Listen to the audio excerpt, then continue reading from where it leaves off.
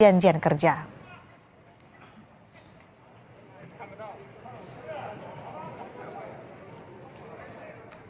Terkait izin yang diberikan oleh Gubernur Sulawesi Tenggara untuk 500 tenaga kerja asing asal Tiongkok untuk bekerja saudara di 2 perusahaan nikel di Konawe, kita terhubung dengan Wakil Ketua DPRD Sulawesi Tenggara, Muhammad Endang.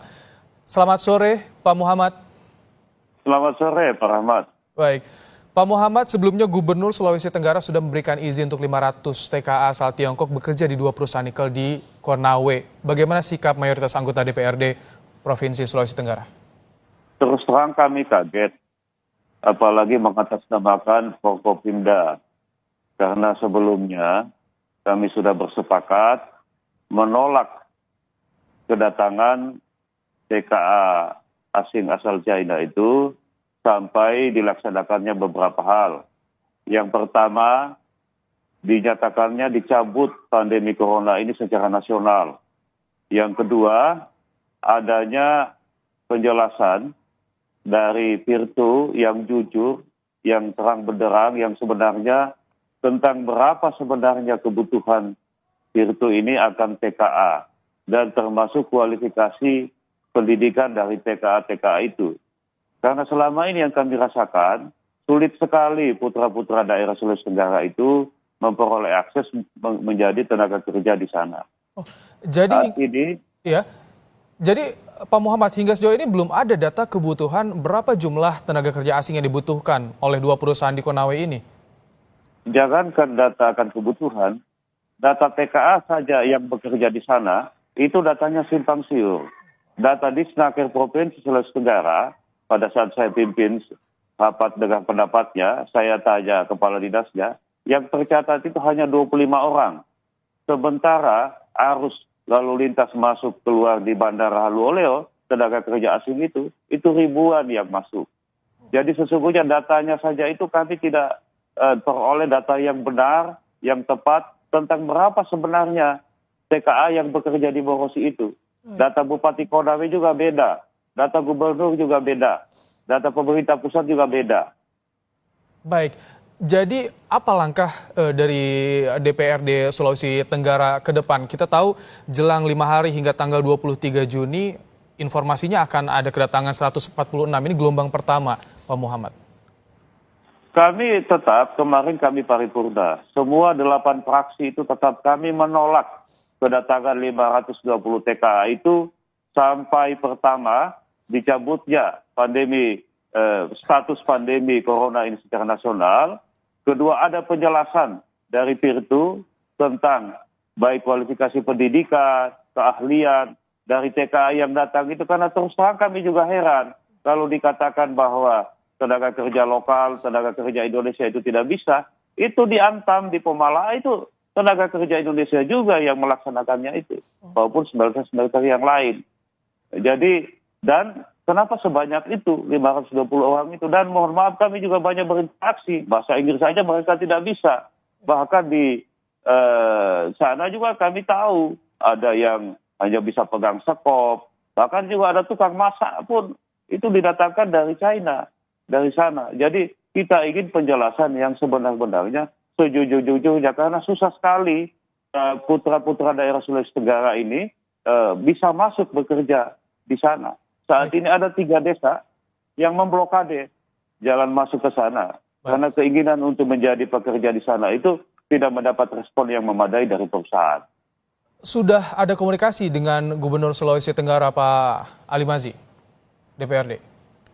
Kami sudah menyampaikan sikap resmi kami, dan juga nanti kami akan tindak lanjuti dalam bentuk surat, termasuk akan kami tembuskan kembali kepada Bapak Presiden, untuk meminta sekali lagi supaya TKA ini jangan datang dulu. Baik. Dan terus terang, penolakan TKA ini adalah akumulasi dari kekecewaan masyarakat Sultra terhadap pengelolaan sumber daya alam, khususnya di bidang nikel, yang selama ini kami rasakan tidak adil. Kami pemilik cadangan nikel terbesar di dunia, dengan sekitar 480.000 hektar cadangan nikel, dan cadangan deposit hipotetik sekitar 97 juta ton. Baik. Itu yang kami rasakan, APBD kami coba 3 triliun, 4 triliun. Baik. Sementara laporan pajak mereka, Pak. perusahaan-perusahaan Baik, pengeruk nikel itu triliunan. baik, Pak Muhammad, kalau misalkan kita lihat sebelumnya di bulan April pemerintah provinsi juga sudah menolak, ikut bersama dengan DPRD menolak, namun kali ini pemerintah provinsi akhirnya membuka izin. Ini karena dikatakan bahwa ini untuk mendukung juga investasi di Sulawesi Tenggara. Bagaimana Anda melihatnya? Saya curiga itu karena tekanan pemerintah pusat, sehingga gubernur berubah pikiran. Ya, walaupun sekali lagi rakyat akan menilai bahwa Pak Gubernur itu tentu tidak konsisten dengan sikapnya. Ini yang saya kira harus dijelaskan ke publik. Kalau memang ekonomi Sultra ini sudah akan mati, kalau TKA dari Cina itu tidak akan datang. Walaupun ada Tapi jaminan, tinggal- Pak Muhammad, ada jaminan Ya. misalkan akan dipekerjakan dengan bandingan satu tenaga kerja asing bisa membuka hingga 7 orang tenaga kerja lokal. Disampaikan juga demikian. Tetapi sekali lagi, yang kami rasakan saat ini di Sultra, itu banyak sekali ada keinginan animo dari para pemuda, baik itu yang sarjana pertambangan, alumni sekolah menengah kejuruan, maupun tenaga kerja yang di bawah itu kualifikasinya, ingin bekerja ke sana, aksesnya sangat susah. Aksesnya masuknya sangat susah. Baik. Pak Muhammad, ini kan diinformasikan bahwa kedatangan 500 TKI ini hanya 6 bulan, hanya untuk sementara ketika untuk membuka proyek smelter ini. Nah, kedepannya tentu bisa dimanfaatkan oleh tenaga kerja lokal. Itu kan di sana itu sudah 3 atau 4 tahun perusahaan itu berdiri. Dan yang terjadi selama ini ganti-gantian. Itu kalau kita terbang dari Jakarta, itu flight, itu Lion, Batik, Garuda, lebih dari setengah itu mereka. Dan itu ganti-gantian, seminggu, 2 minggu, sebulan datang, pulang lagi, yang datang lagi sama banyaknya. Begitu aja selama Baik, ini. artinya orangnya berbeda-beda selama 6 bulan ini. Dan Orangnya ini berbeda-beda, tidak ada negaranya batasan waktu sama. yang jelas ya? Iya, orangnya berbeda-beda, kebangsaan dan asal negaranya sama. Baik. Jadi terus terang kalau dikatakan bahwa itu nanti sifatnya hanya mengantar, hanya transisi kok sampai 3-4 tahun. Baik.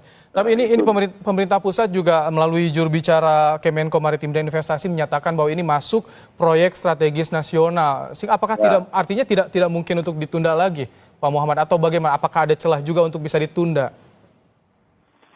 Tentu kewenangan itu ada jurisdiksi pemerintah pusat.